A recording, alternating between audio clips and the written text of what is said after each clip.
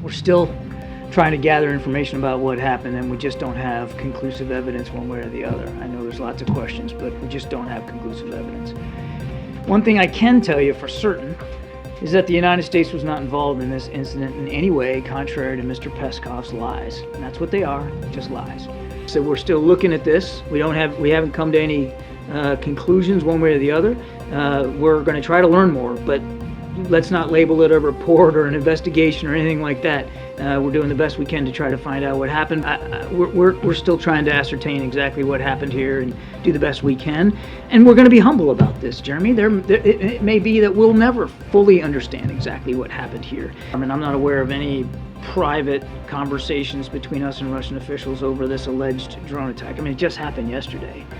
But I mean, I think we've been pretty clear that what Mr. Peskov says is just a blatant, bald lie. And I don't know that we need to privately convey that to him.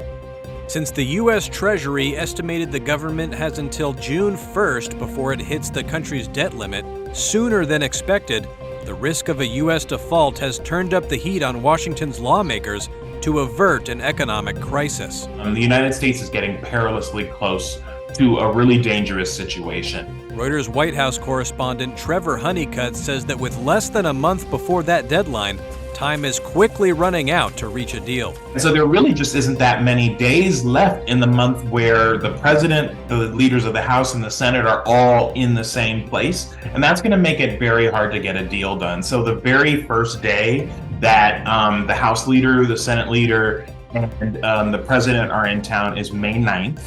And they essentially have, by our count, about 7 working days where they're all in Washington until June 1st. So it doesn't really leave a lot of time to get a deal done, especially since there hasn't been much movement on both sides, right? Like House Republicans are still saying that they don't want to increase the debt limit unless there's spending cuts.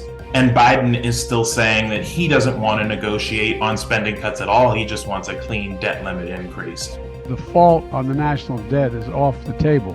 The last long standoff on the debt limit was when Republicans controlled the House during Barack Obama's administration.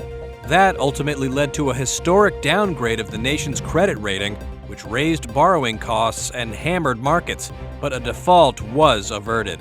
What we're seeing right now is that a lot of the people who are involved in these negotiations are some of the same people who were around in 2011 and 2013. Joe Biden was vice president the last time we had a debt ceiling fight. Kevin McCarthy was in the House leadership under John Boehner the last time we had this fight.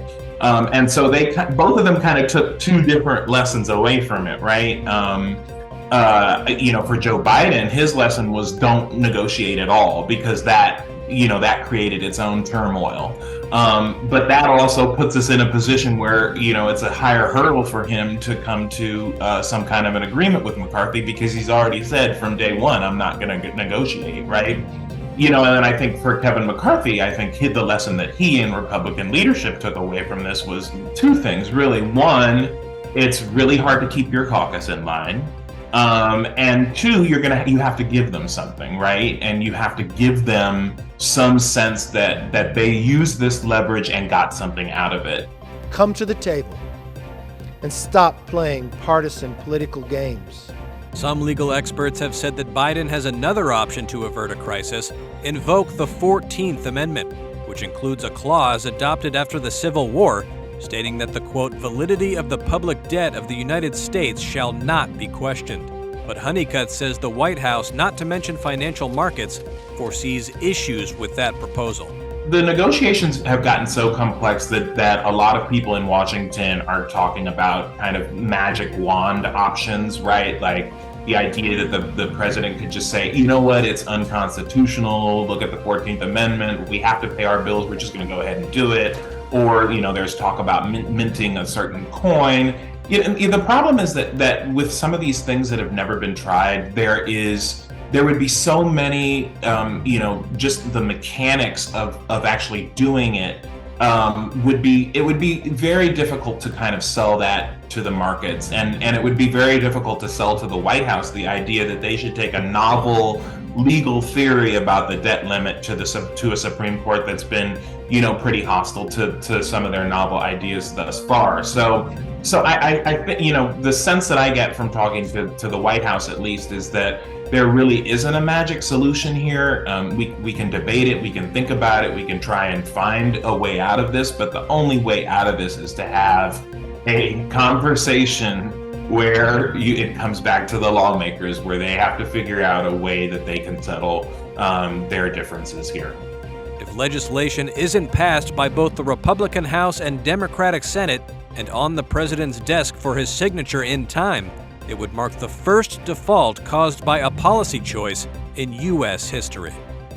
Proud Boys. 4 members of the far-right Proud Boys militia group, including its former leader Enrique Tarrio, were convicted of seditious conspiracy Thursday for plotting the January 6, 2021 attack on the U.S. Capitol in a failed attempt to stop Congress from certifying President Joe Biden's election victory. The trial lasted nearly 4 months, ending with a win for the Justice Department as it pursues criminal charges against more than 1,000 people over the Capitol rampage by supporters of former Republican President Donald Trump. In addition to Tarrio, Proud Boys members Ethan Nordine, Joseph Biggs, and Zachary Rehl were convicted of seditious conspiracy, a plot to oppose the government with force. Conviction on the charge can carry up to 20 years in prison. During closing arguments, a prosecutor told jurors the Proud Boys viewed themselves as a fighting force lined up behind Donald Trump and ready to commit violence on his behalf in order to overturn his 2020 election defeat. He said the defendants purchased military gear and urged members of the self-described Western chauvinist group to descend on Washington. Defense lawyers said their clients had no plans to attack the Capitol, only to protest, and instead blamed Trump, saying he was the one who urged protesters to descend on the Capitol. The 4 were also convicted on other charges, including conspiring to impede Congress from performing its duties and obstructing law enforcement during a civil disorder. More than 500 people have pleaded guilty to charges related to the Capitol riot, and about 80 others have been convicted, including several members of another far-right militia group, the Oath Keepers. I'm obviously very happy with the outcome of the case, and it looks like I'm not having to retire from my day job after all. But at the same time, I'm unbelievably frustrated that baseless claims like this are allowed to go to court at all. British pop star Ed Sheeran expressed frustration Thursday, even after a jury in Manhattan federal court determined that Sheeran did not unlawfully copy from Marvin Gaye's classic song Let's Get It On. Sheeran told reporters the 4 chords in the song that were the focus of the case are, quote, common building blocks for musicians, and everyone should be able to use them to create new music. No one owns them, all the way they are played, in the same way that nobody owns the colour blue. It's devastating to be accused of stealing someone else's song when we put so much work into our livelihoods. Heirs of Let's Get It On songwriter Ed Townsend had sued Sheeran for copyright infringement in 2017. They argued that Sheeran's song Thinking Out Loud copied the melody, harmony, and rhythm of Gaye's Billboard chart hit, basically the heart of the song. Sheeran, on the witness stand, had played the chord progression to Thinking Out Loud and sang the opening words. He also testified that his friend Amy Wadge first started strumming the chords for the song during a visit to his home in England, and that they collaborated on the lyrics. The not guilty verdict came after 6 days of trial and less than 3 hours of deliberations.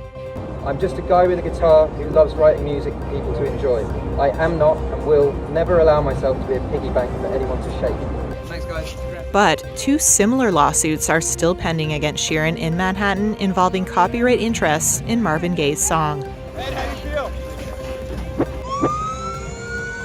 This boat, packed with migrants, is attempting to slip away from Tunisia towards the possibility of a better life in Europe. It's dark, dangerous, and the country's Coast Guard is closing in on the passengers, who have little more than inner tubes to keep them safe. The scene is emblematic of what officials describe as an explosion in the number of migrants trying to cross the Mediterranean from Tunisia. In the first 4 months of 2022, the Coast Guard stopped 3,000 people at sea. In the same time period this year, that number spiked to 17,000. While it does coincide with an overall rise in the number of people trying to cross the sea, a government crackdown on migrants has accelerated the surge from Tunisia. President Kais Saied announced the crackdown in February, with language the African Union described as racialized hate speech. Many migrants say they've been subject to racist attacks, and that comes after fleeing war or natural disasters. We see the wrath of people has become more than the wrath of God, says this man from Syria, describing the conflict there. Meanwhile, the National Guard says confrontations at sea are becoming more threatening. Officials say people jump in the water or threaten to set themselves on fire to avoid capture. The rise in attempted crossings is unfolding as the price of them drops. It used to cost around $1,600 to get to Italy. Now, it's just over $300. Hussam Eddine Jababli is with the Tunisian National Guard. We have noticed that the migrants from sub-Saharan Africa used to have Tunisian organizers dealing with them in terms of providing boats, providing engines, preparing the ship captain, and then the migration process. Now there are organizers and middlemen from sub-Saharan Africa, and they are making or purchasing boats with engines by themselves. The human cost can be much higher. Bodies wash up on the beaches in the port city of Sfax. Its main hospital is storing hundreds of them, some stacked in the hallways or outside the building. Plans are in the works for a new cemetery just for migrants, the regional health chief says, with dozens being buried each day. Still, despite the danger, some migrants say they're undeterred from trying again. Yes, it's true, the risk is great, but it takes risk to get what you want. I have no choice. I have no choice.